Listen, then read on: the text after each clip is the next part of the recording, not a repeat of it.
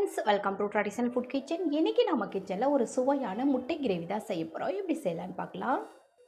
நான் மட்டும் முட்டை கிரேவி செய்கிறதுக்கு முட்டை வேக வச்சு இந்த மாதிரி ரெண்டு ரெண்டாக கட் பண்ணி வச்சுருக்கேன். இப்போ இந்த முட்டையை வந்து ஒரு 2 நிமிஷத்துக்கு நம்ம வறுத்து எடுத்துக்கலாம். இப்போ இந்த முட்டையை வறுக்கிறதுக்கு ஒரு பேனில் 2 டீஸ்பூன் அளவுக்கு எண்ணெய் சேர்த்துக்கலாம். எண்ணெய் கொஞ்சம் சூடாகட்டும். இப்போ இந்த முட்டையை வறுக்கிறதுக்கு 2 பிஞ்ச் அளவு மஞ்சள் பொடி சேர்த்துடலாம். 1/4 டீஸ்பூன் அளவுக்கு மிளகுத்தூள், 1/2 டீஸ்பூன் அளவுக்கு மிளகாய்த்தூள். இப்போ இதை நல்லா கலந்து விட்டுறலாம்.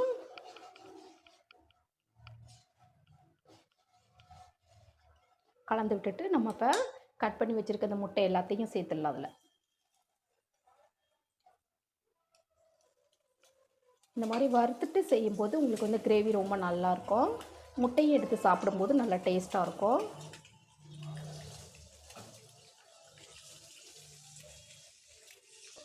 ரெண்டு சைடும் திருப்பி திருப்பி வச்சு ஒரு 2-3 நிமிஷம் மட்டும் நம்ம வறுத்து எடுத்துக்கிட்டால் போதுங்க.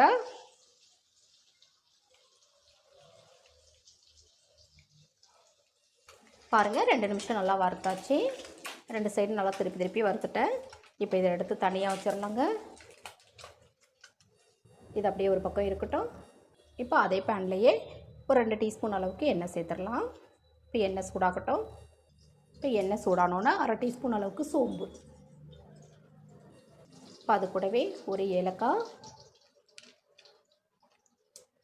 2 கிராம்பு, சின்னதாக ஒரு பட்டை.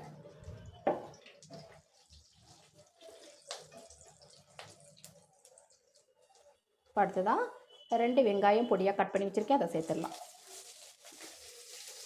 இப்போ இது கூடவே கொஞ்சமாக உப்பு சேர்த்து நல்லா வெங்காயத்தை கொஞ்சம் கண்ணாடி பதம் வர அளவுக்கு நல்லா வதக்கி விட்டுடலாம்.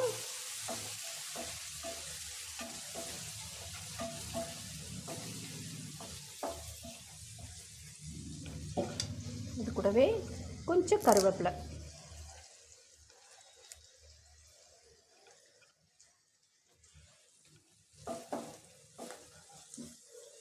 இப்போ வெங்காயம் வதங்கணுன்னு 1 டீஸ்பூன் அளவுக்கு இஞ்சி பூண்டு விழுது. இதோட பச்சை வாசனை போகிற அளவுக்கு நல்லா வதக்கி விட்டுருங்க.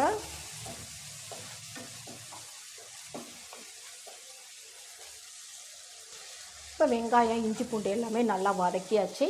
இப்போ நம்ம தக்காளி பேஸ்ட்டு சேர்த்துடலாம்.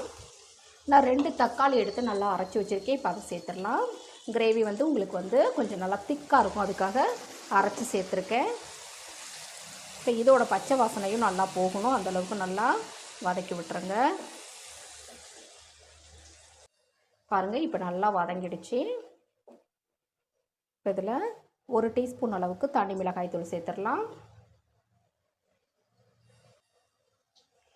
1/4 டீஸ்பூன் அளவுக்கு மஞ்சள் பொடி, 1 டீஸ்பூன் அளவுக்கு நான் தனி மிளகாய் தூள் ஏன் சேர்த்துருக்கேன்னா, நம்ம வந்து மிளகுத்தூளும் சேர்க்க போகிறோம், அதனால தான் 1 டீஸ்பூன் அளவுக்கு மிளகாய் தூள் சேர்த்துருக்கேன். 1/2 டீஸ்பூன் அளவுக்கு மல்லித்தூள் சேர்த்துடலாம். இப்போ இதை வந்து நல்லா வதக்கி விட்டுறலாம். இந்த மசாலாவோட பச்சை ஸ்மெல்லாம் நல்லா போகிற அளவுக்கு வதக்கி விட்டுருங்க. மிளகுத்தூள் வந்து நம்ம கடைசியாக கூட சேர்த்துக்கலாம். இப்போ இது வந்து நல்லா கொஞ்சம் நேரம் வதங்கட்டும். பாருங்கள், இப்போ நல்லாவே வதங்கி வந்துருச்சு. இப்போ இதில் ஒரு 1/2 கப் அளவு தண்ணி சேர்த்துடலாம்.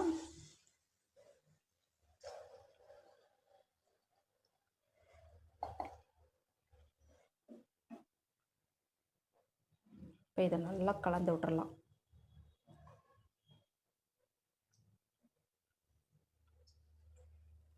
இப்போ கிரேவிக்கு தேவையான அளவு உப்பு, ஏற்கனவே நம்ம உப்பு சேர்த்துருக்கோம், அதுக்கு தகுந்த மாதிரி சேர்த்துக்கோங்க. பாருங்கள், நல்லா கொதிச்சு வந்துருச்சு. இப்போ கொதிச்சதுக்கு பிறகு நம்ம ஒரு 1/2 கப் அளவு தேங்காய் பால் சேர்த்துடலாம்.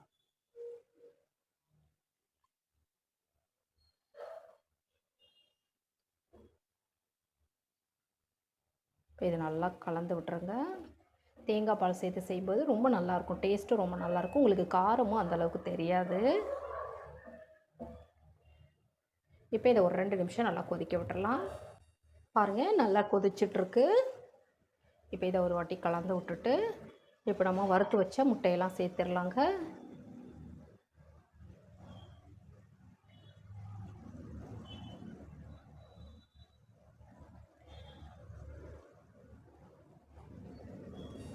இப்போ இது மேலேயே 1 டீஸ்பூன் அளவுக்கு மிளகுத்தூள் எடுத்து நல்லா இது மேலே அப்படியே நம்ம தூவி விட்டுறலாம்.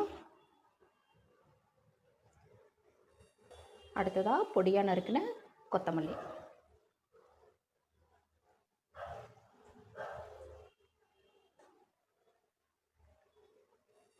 இப்போ இதை இந்த மாதிரி கலந்து விட்டுறலாம்.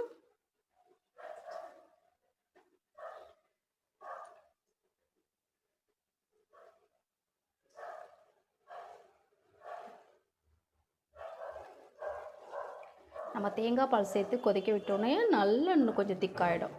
டேஸ்ட்டும் ரொம்ப நல்லாயிருக்கும்.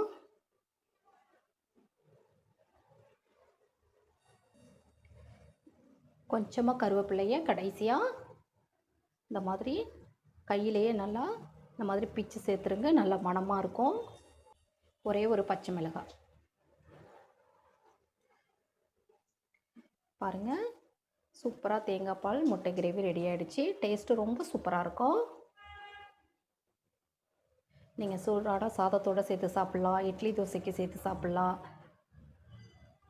எல்லாத்துக்குமே ரொம்ப சூப்பராக இருக்குங்க. இப்போ நம்ம ஸ்டவ் ஆஃப் பண்ணிடலாம். பாருங்கள், சூப்பராக ரெடி ஆகிடுச்சு. டேஸ்ட்டுக்கு ரொம்ப ரொம்ப சூப்பராக இருக்கும்.